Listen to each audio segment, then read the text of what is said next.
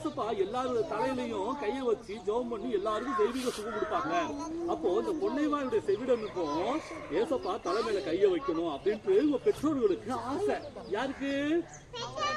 பெற்றவங்களுக்கு ஆசை. சரிங்களா? ஏன்னா தங்களுடைய பிள்ளை இவ்வளவு மோசமா இருக்கிறத யாருமே விரும்ப மாட்டாங்கல்ல. எப்படியா இருந்தாலும் இந்த பையன் நல்லா ஆகணும் அப்படின்றது தானே எல்லா தகப்பனுடைய ஆசையா இருக்கும். இப்ப நமக்கு உடம்பு சரியில்லைன்னா நம்முடைய அப்பா அம்மா எல்லாம் உடனே என்ன பண்ணுவாங்க?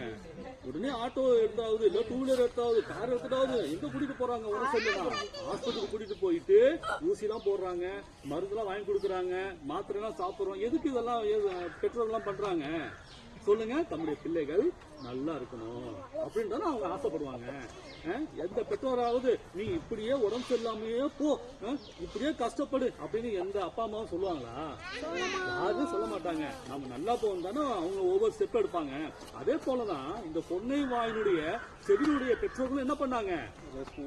சுகமாகணும் அப்படின்ட்டு ஒரே ஆசை. அதனால யார்கிட்ட வர்றாங்க? ஏசப்பாட்ட வராங்க. ஏசப்பாட்ட வராங்க. ஏசப்பாட்ட வந்தோடனே அவங்களுக்கு என்ன ஆசை? ஏசப்பா அவருடைய கையால தம்முடைய அம்மா தலைமையில கைய வைக்கணும் அப்படின்னு ஒரு ஆசை. சரிங்களா?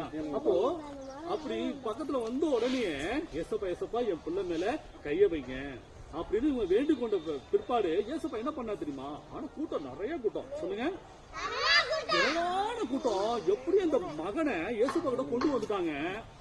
அப்ப ஏசப்பா என்ன பண்ணிருப்பாருன்னு நினைக்கிறீங்க?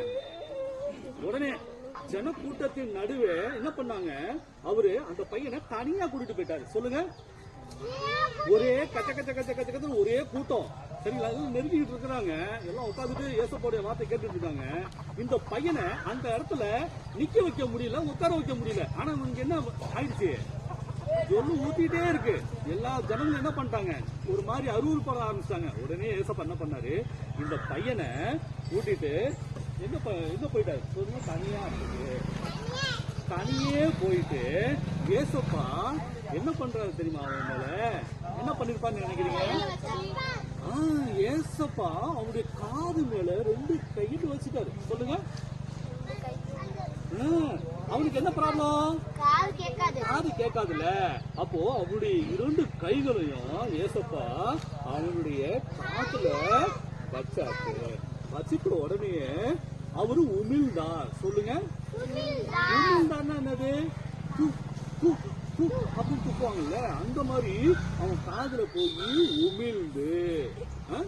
உமிழ்ந்து அதன் பிறகு ஏசப்பா அவனுடைய வாயை தொட்டார். சொல்லுங்க,